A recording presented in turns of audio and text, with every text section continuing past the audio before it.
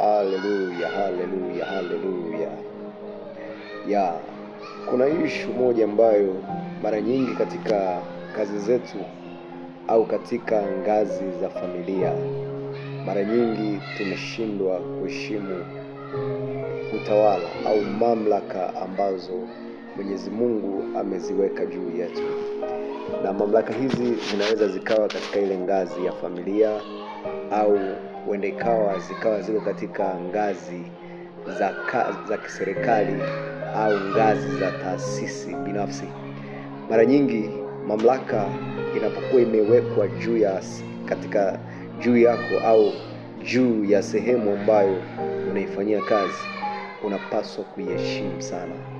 Maandiko matakatifu katika kile kitabu cha Warumi 13 yanasema, kila mtu na atii mamlaka iliyo kuu, kwa maana hakuna mamlaka isiyotoka kwa Mungu, na ile iliyopo imeamriwa na Mungu. Bwana Yesu asifiwe sana.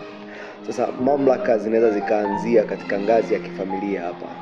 Ikiwa labda mamlaka ni ambayo iko nyumbani kwenu au nyumbani kwako au nyumbani kwa wazazi wako, mamlaka inaanzia katika familia. Kwa mfano, mtu anaweza akawa ni baba au ni mume wa watoto fulani, watoto 3, 4, lakini unaweza ukakuta ile nafasi ya mwanaume au ile nafasi ya uume ule wa wanaume wake mke haitii, au unakuta mamlaka hiyo ambayo imewekwa katika ngazi ya familia wanaichukulia simple, wakati maandiko yanasema kwamba hakuna mamlaka isiyotoka kwa Mungu. Kwa hiyo tuwe makini sana hapa wapendwa katika Bwana.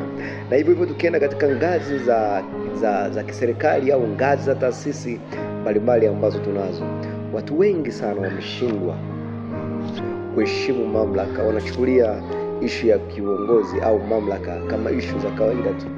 Hebu twende na neno hili na litukumbushe kwamba hakuna mamlaka isiyotoka kwa Mungu. Hata kama bosi ni mdogo wako, hata kama bosi unamzidi kipato au bosi unamzidi katika uzuri au chochote kile, huyo ni bosi wako tu. Lazima umheshimu, kwa kuwa hakuna mamlaka isiyotoka kwa Mungu.